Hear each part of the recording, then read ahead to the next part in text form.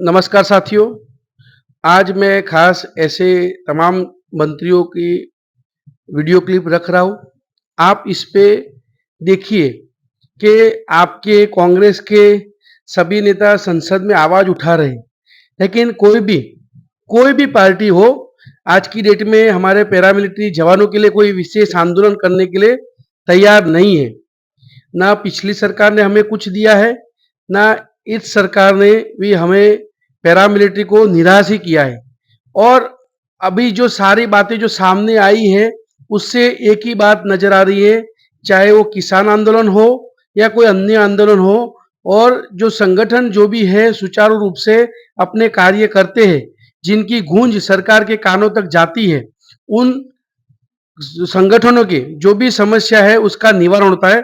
अतः पैरामिलिट्री के समस्त परिवार को खास करके ये वीडियो क्लिप जो हमारे नेता है, चाहे वो आपके हो कांग्रेस के हो, उन्होंने बेशक संसद में लोकसभा में मुद्दा उठाया है, लेकिन ये तय हो गया है कि अगर पैरामिलिट्री का मुद्दा सॉल्व करना है तो भारतवर्ष के सभी हमारे पैरामिलिट्री संगठन को एक होना पड़ेगा।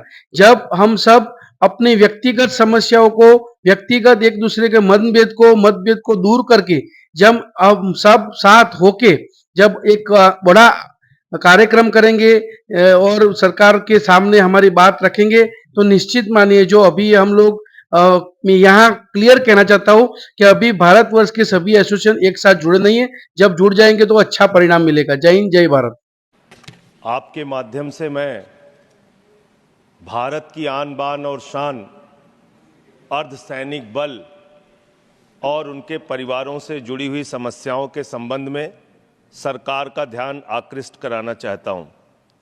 महोदय, देश में 10 लाख से अधिक अर्धसैनिक बल के जवान कार्यरत हैं। ये जवान बाढ़, भूकंप जैसी प्राकृतिक आपदाओं से लेकर चुनावों, हड़तालों, सांप्रदायिक दंगों और आतंकवादी हमलों में जी जान लगाकर नागरिक और देश की रक्षा करते हैं। लेकिन आज इन्हीं जवानों और उनके परिवारों के लिए शिक्षा, चिकित्सा, आवास और पुनर्वास जैसी मूलभूत सुविधाओं में कई कमियां हैं, जिनकी ओर मैं सरकार का ध्यान आकर्षण चाहता हूं। मान्यवर, वर्ष 2004 के बाद जितनी भी भर्ती हुई है, उनमें जवानों को पेंशन नहीं मिलती, कैंटीन की सुविधा पर जीएसटी लगती है, तो वहीं जूनियर अधिकारियों की पदोन्नति में भी कई सुधार की आवश्यकता है। देश की आन बान और शान के लिए अपना जीवन न्यौछावर करने वाले अर्धसैनिक एवं उनके आश्रित परिवारों की सुविधाओं के लिए सरकार उपयुक्त कदम उठाए, ऐसा मेरा अनुरोध है। धन्यवाद माननीय संजय जी।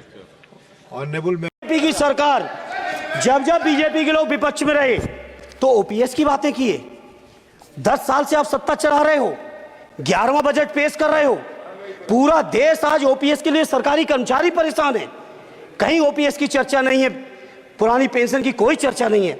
सभापति महोदय, पुरानी पेंशन तो पुरानी पेंशन, हम मांग करते हैं। बहुत बड़े राष्ट्रभक्त आप बनते हो, मैं मांग करता हूं देश के पैरामिलिट्री फोर्सेस को आप पुरानी पेंशन दीजिए। मैं मांग करता हूं, आप राष्ट्रभक्त हैं ना, सीमा पे जो सुरक्षा कर रहे हैं, जो शहादत झेल रहे हैं, मेरी मांग है कि आप उनकी ओपीएस दीजिए। वो आप ओपीएस नहीं दे पाओगे। इसी तरह से सभापति महोदय, केंद्रीय पुलिस बल, सेंट्रल आर्म्ड पुलिस फोर्सेस, जैसा कि हम जानते हैं कि देश की सुरक्षा में अपनी महत्वपूर्ण भूमिका निभाते हैं, जिसमें BSF, CISF, CRPF, ITBP, NSG, SSB, Assam rifles शामिल हैं। इनके ऊपर न सिर्फ कश्मीर से लेकर नॉर्थ ईस्ट तक या नक्सल क्षेत्रों में, बल्कि सीमाओं, बंदरगाहों पे, एयरपोर्ट पे और यहाँ तक की संसद की सुरक्षा भी अब इन्हीं के हाथों में दी गई है। इनके हितों से जुड़ी हुई मैं 2-3 बातें आपके माध्यम से रखना चाहता हूँ। पहली बात, इनकी एक मांग है कि ओल्ड पेंशन स्कीम इनके लिए लागू की जाए, क्योंकि जब न्यू पेंशन स्कीम लागू करी गई देश के लिए तो उसमें कहा गया कि new pension scheme for all employees except for arm forces in the first stage. तो उसमें आर्मी, नेवी और एयरफोर्स में आज भी ओल्ड पेंशन स्कीम चल रही है, जो कि अच्छी बात है। लेकिन उसके बाद मिनिस्ट्री ऑफ होम ने ये क्लैरिफाई किया कि ये जो CAPF है ये भी arm forces of the union है, इसीलिए इन लोगों की जब ये जो देश की सुरक्षा दे रहे हैं तो इनके भविष्य की सुरक्षा करना भी मैं समझता हूँ हमारे देश का सरकार का कार्य है। ओल्ड पेंशन स्कीम के साथ साथ माननीय गृह मंत्री जी ने कहा था कि 100 दिन का अवकाश सुनिश्चित किया जाएगा ताकि शूटिंग के इंसिडेंट्स ना हो, लेकिन अभी तक उस पर कोई कार्रवाई नहीं की गई है। इन फोर्सेज के लिए केवल 60 दिन का अवकाश दिया जा रहा है, 100 दिन का अवकाश सुनिश्चित किया जाए और हर राज्य में सैनिक बोर्ड की तर्ज पे अर्धसैनिक बोर्ड का गठन हो। हरियाणा राज्य के साथ साथ हर राज्य में अर्धसैनिक बोर्ड का गठन हो ताकि इन कर्मियों के लिए इनके हितों को सुरक्षा की जाए।